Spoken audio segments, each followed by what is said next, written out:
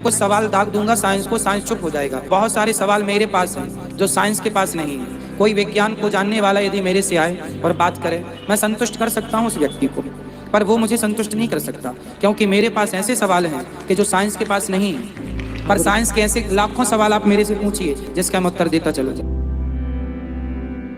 नमस्कार दोस्तों, मैं आज बात करना चाहता हूँ बाबाओं के बारे में। लंबी दाढ़ी, खुले लंबे वस्त्र, ज्ञान बांटना वगैरह वगैरह इन बाबाओं के लक्षण हैं। हम सबको बाबाओं की डेफिनेशन पता है।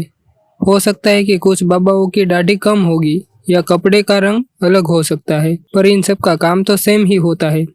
मैं तुम्हें एक क्वेश्चन पूछना चाहता हूँ कि एक तरफ एक ऐसा इंसान है जिसे फाइनेंस के बारे में नॉलेज है और वो एक पर्सनल फाइनेंस के बारे में एक बुक लिख रहा है, और दूसरी तरफ एक ऐसा बाबा है, वो भी पर्सनल फाइनेंस के बारे में बुक लिख रहा है। तो तुम किसकी बुक पर ज़्यादा भरोसा करोगे? ऑफ कोर्स वो इंसान की बुक पे जिसे उस फील्ड में ज़्यादा नॉलेज है। तुम्हारा पता नहीं, पर मैं पर्सनली बाबा की बुक्स पे भरोसा नहीं करूँगा। आई थिंक मेरा सबसे बड़ा प्रॉब्लम बाबा कल्चर से ये है कि बाबा कल्चर हमारे समाज के जो बाकी के स्ट्रेन्स हैं उनको निगल रहा है। तो लोग डॉक्टर के पास जाने की जगह कोशिश करते हैं किसी बाबा के पास जाकर कोई जड़ी बूटी निकालने की। आजकल तो बाबा एक्चुअली सो कॉल्ड दवाइयाँ बेचकर, उनके बारे में झूठ बोलकर, पकड़े जाकर, फिर झूठ बोलकर, फिर सुप्रीम कोर्ट के सामने हाथ जोड़कर माफ़ी मांगते हुए भी देखे जा सकते हैं। ऐसे बाबा भी देखे जा सकते हैं जो कहते हैं कि डॉक्टर्स को क्या पता है, और फिर जब उनको ब्रेन में ऑपरेशन कराना होता है तो वो भी किसी अस्पताल जाते हैं और अपने दिमाग का ऑपरेशन कराते हैं। ये जो बाबा कल्चर है ये सिर्फ मेडिसिन में नहीं, ये 50 प्रकार की मिस इन्फॉर्मेशन को बढ़ावा देता है, पॉलिटिकल मिस इन्फॉर्मेशन को बढ़ावा देता है। ऐसे बाबा हैं जो full time unofficial spokes persons बने हुए किसी पॉलिटिकल पार्टी के लिए। ऐसे बाबा हैं जो कि अपनी लाइफ को एक सेल्फ हेल्प प्लेटफॉर्म बनाकर लोगों को एडवाइस दे रहे हैं। ऐसे बाबा हैं जो कि यूजुअल काम तो कर ही रहे हैं, पर इंस्टाग्राम पर रील्स बनाकर धार्मिक ज्ञान बांट रहे हैं, और उनमें से कई तो ऐसे हैं कि जो कि धार्मिक ज्ञान भी गलत बांट रहे हैं।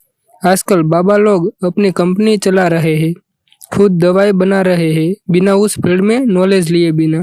हमारा देश इन बाबाओं के चक्कर में ज्यादा पड़ रहा है। लोगों को छोड़ो, खुद सरकार ही इन बाबाओं को सपोर्ट करती है। कुछ भी हुआ तो लोग सीधा बाबा के पास भागते हैं, और इन बाबाओं के पास हर चीज का इलाज भी होता है।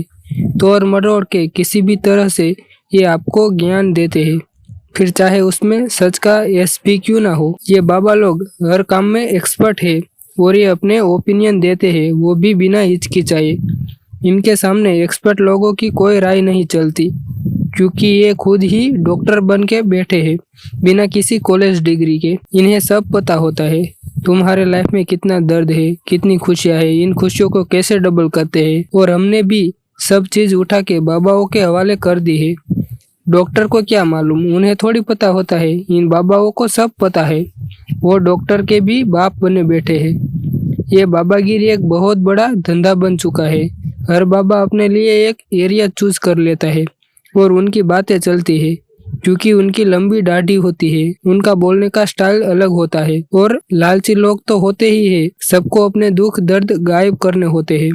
इसलिए बाबा का धंधा खूब चलता है। एक्सपर्ट लोगों की ना सुन के इन बाबाओं की सुनोगे तो लॉन्ग टर्म में हमारे समाज का पतन तो निश्चित ही है। असल में कंपनियां शुरू करके माल बेच रहे हैं। माल बेचना कोई बिना बाबा हुए भी कर सकता है, पर ये बाबा बन के क्यों माल बेच रहे हैं? क्योंकि उन्हें पता है बाबों को रेस्पेक्ट मिलती है, और वो उस रेस्पेक्ट का फ़ायदा उठा के एक ब्रांड बन के दवाइयाँ वगैरह बेच ज़्यादा सक्सेसफुली सकते हैं। अब एक और एंगल के बारे में सोचिए, और वो है कि अगर हम एक ऐसे समाज का निर्माण करते हैं जहाँ हर समस्या का समाधान कोई बाबा करेगा, तो कल जो बच्चे बड़े होंगे और वो अपनी ज़िंदगी के साथ कुछ करना चाहेंगे, वो डॉक्टर क्यों बनेंगे, वो वैज्ञानिक क्यों बनेंगे, वो पॉलिटिशियन, जर्नलिस्ट, एकेडमिक क्यों बनेंगे? हर किसी को लगेगा बाबा बन जाता हूँ। और बाबा बनने में सबसे बड़ा फॉल्ट ये है कि इसमें एक्सपर्टीज़ की उतनी वैल्यू नहीं होती। श्योर, कुछ एक्सपर्टीज़ होती है, जैसे अच्छी तरह से बात कर सकना, लोगों को बांध के रख सकना अपने नैरेटिव से, and these are salesman skills. ये स्किल हर सेल्समैन में होते हैं। ज़्यादातर बाबा सिर्फ सेल्समैन होते हैं, पर मैं बात कर रहा हूँ आने वाले जनरेशन की, जहाँ कोई बच्चा अपनी ज़िंदगी के साथ कुछ करना चाहेगा और वो अपनी नज़र आसपास दौड़ाएगा ये देखने के लिए कि मैं क्या क्या कर सकता हूँ, मैं क्या क्या बन सकता हूँ।